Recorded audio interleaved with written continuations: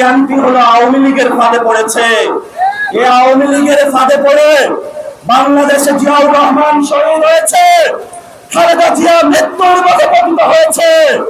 জনাব প্রধানমন্ত্রী তারেক রহমান, আপনাকে আমরা হুঁশে আসতে বলি, এরাই কিন্তু আপনার বাবার খুনি, এরাই কিন্তু আপনার মায়ের খুনি, এরাই কিন্তু বিএনপির অসংখ্য নেতা কর্মীর খুনি, এরাই কিন্তু বাংলাদেশের জামায়াত ইসলামের অসংখ্য নেতা কর্মীর খুনি।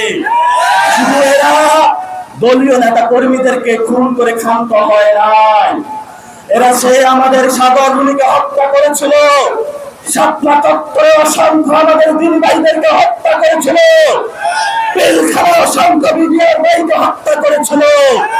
বাংলাদেশে আমরা যতদিন আছি আমাদের খুনিদের সাথে আমরা কোনো আঘাত করবো না ইনশাআল্লাহ।